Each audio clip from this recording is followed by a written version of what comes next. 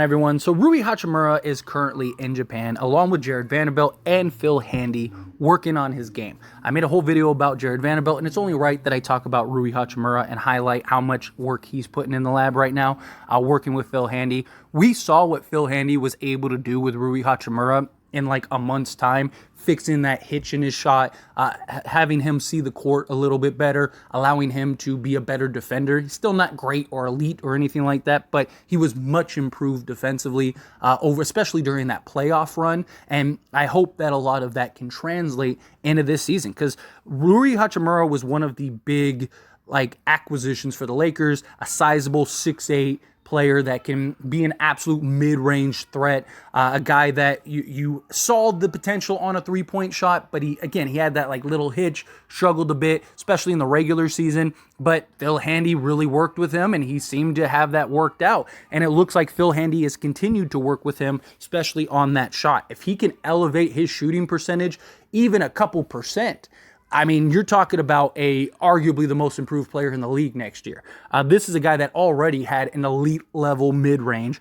If he can just stretch it out to the three, man, watch out. And his ability to guard bigger, stronger players even is just such a valuable asset. A guy that could play the three, could play the four, in a small ball lineup, could play the five. You know, you're playing the Warriors, he can hold his own. I just think his versatility is great.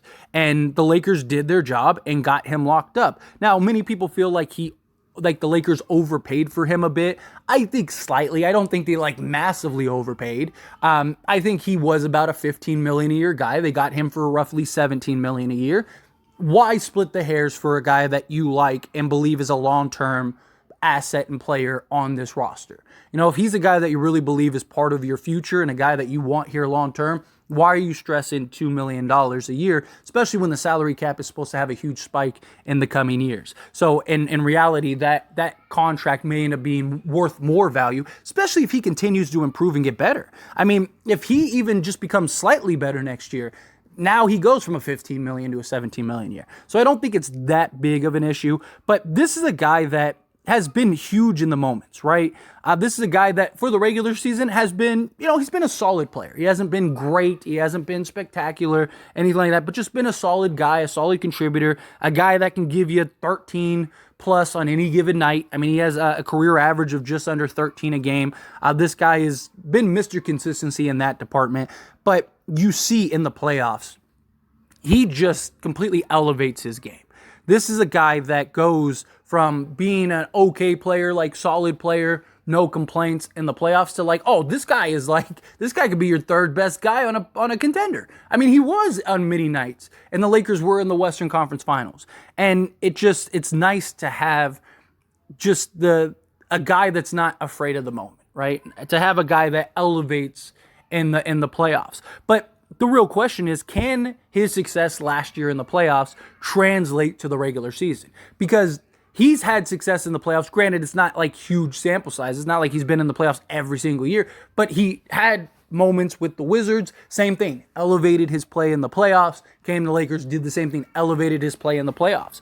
And I'm not expecting him to shoot, he shot, 55% from three or something crazy like that in the playoffs. I don't expect him to translate that into the regular season, but can he be, 38%? Right? So for the Lakers during the regular season on 2.5 attempts per game, he was under 30%. But this is a guy that for Washington, the year prior, shot 44.7% on 3 attempts. So this is a guy that can and has the ability to knock it down. It's just the repetitions. It's him now fixing that hitch in his shot. And I'm not even asking him to be almost a 45% three-point shooter. Again, can he just get to 38%? Or, 37.5%, somewhere in that ballpark. Because league average is around 35%. So if he can be above league average, then that's great with everything else he provides and that mid-range. I'd also like to see the Lakers give him opportunities more in the offense, right? A lot of times he just kind of faded, and also when he didn't fade, he kind of just would kind of just stumble into plays, right? So it would be a broken play or something. And it was get the ball to Rui, and then Rui would just get a pump fake, take a couple steps, get to the basket, or pull up for that mid-range, right? It didn't really seem like they were running sets for Rui Hachimura. I want to see the Lakers run some actual sets and run some of your offense through this guy. This is a guy that I truly believe can be a 20-point-a-game scorer. I really do. I mean, he's already been a 13-point-a-game scorer who shoots around 50% from the field. That's including his atrocious three-point shooting in most years. I mean, some years he shot like 28%, but he still had a field goal percentage of 47% because his 2-point percentage is at like 55, 56%. So that means his mid-range and his ability to get to the basket, he's able to shoot and knock it down at an elite level. I mean, that's elite. You're talking 55% on 2-point attempts on like 6 attempts per game. That is elite. He's averaging, for the Lakers, he averaged about 8 attempts per game. He still shot 48.5% overall, again, and that was considering his under 30% three-point shooting, right? So 5 of his attempts were either at the basket or in the mid-range area, and 2.5 of his attempts were at the three-point line, right? So get him and draw some plays for this man and let him go to work, right? Put him on the block and let him go to, and let him just create and make some plays. You know, I think if you can get him to like 15 attempts per game, which I understand, you got LeBron, you got AD, you got D'Lo, you got Reeves, you got, you know, several guys. There's only so many shot attempts that you can get out. But Rui, it's about efficiency, right? Like if you have a guy that is like 45% and he's taking 10 attempts, why wouldn't you want to cut 2 or 3 of those attempts to a guy in Rui who's shooting 55%, right? And the thing is, I'm not saying he has to every single night get 15 to 20 attempts. You know, if Austin Reeves has got it going and he's hot, then fine, ride the hot hand. If D'Lo, if, you know, Prince, if whomever, right? Get it to the hot hand. But I think Rui is a guy, especially, how many times did we see where our offense just went stagnant? And it's like in those moments, you could have just dumped the ball to Rui and let him go to work. Right? I mean, what's the worst that could happen? You don't score? You're not scoring anyway. So why does it hurt to just dump it to one of your guys that has one of the best efficiencies on your roster? I mean, his EFG with the Lakers was even 52.5%. Like, for his career, he's a 52% EFG. Right? Like, that's really good. We also saw him improve his free throw shooting. We've just seen him in just the short time he was with the Lakers. We saw him completely revamp his game. You know, he fell out of the rotation a little bit, but even he credited that to like his improved play because he wanted to get back in the rotation, right? He wanted to prove and work hard. And he's like, you know, I'm thankful that the coaches and stuff like that saw my work ethic, saw me working hard, and were allowing me to get back in, and he delivered, right? And so now he was rewarded with the contract. And I believe that he is going to prove that, like, I deserve that contract, right? They gave me this contract because I deserve it undoubtedly. I am a guy that can come in and be a 15 to 20 point a game night on efficient shooting.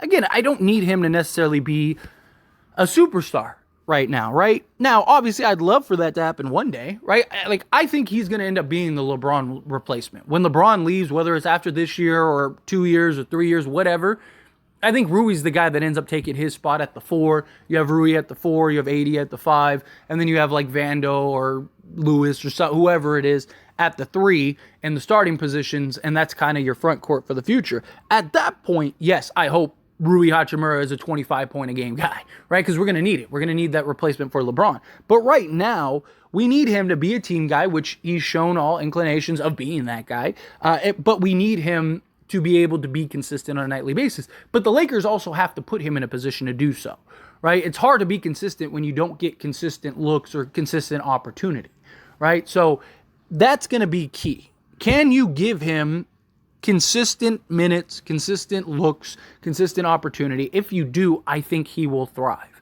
And I think he will be well. And he's showing you that he's putting the time in the lab, that he's working hard. I mean, I'm not saying he's the only one. I'm not saying that, like, you know, every player in the league is doing that. Well, for the most part. But it's the amount of work he's putting in, right? Like, he could be on vacation right now. But no, he's in Japan just working night in and night out. Jared Vanderbilt's with them. And they're just grinding away.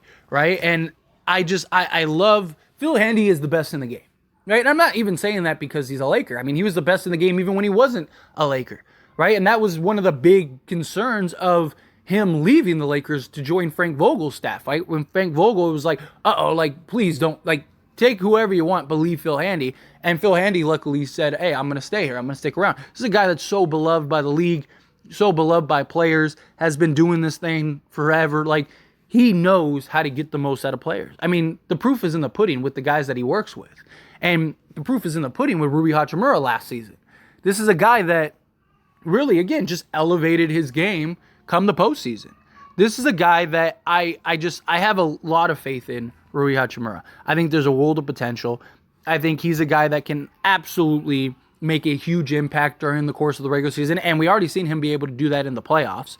So I do. If he can just improve his three-point shot, get a little better with his footwork as far as like on the defensive end, because that's where he really struggles, is against smaller, quicker players. He's not very quick-footed. But, drills, stuff like that. I'm not saying he's going to all of a sudden be the quickest guy in the league, but you can improve your coordination and your foot speed and stuff like that through just training and exercise. And I imagine that they're working with him on that because he's probably going to play a lot of the three, right? My guess is he's the starting three. My guess is the starting front court is LeBron, AD, and Rui Hachimura. I don't think they gave Rui Hachimura all that money to have him come off the bench. Maybe certain matchups, sure. I could see maybe something like that. But I think for the most part, Rui's going to end up being our starter day one. And so he's going to have to be able to defend and at least within the team scheme, right? He doesn't have to be an elite individual defender, but through the team defense, he's got to be able to hold his own and be able to funnel guys and all that. So, I don't know. I'm pumped for the season. I'm pumped to see Jared Vanderbilt, pumped to see Rui Hachimura. But however you feel, whatever your thoughts are, I'd love to hear it. Let me know down in the comments below. What do you think? Are you excited for Rui? Do you think he takes that next step? Do you think he's in the conversation for most improved player? However you feel, whatever your thoughts are, I'd love to hear it. Let me know down in the comments.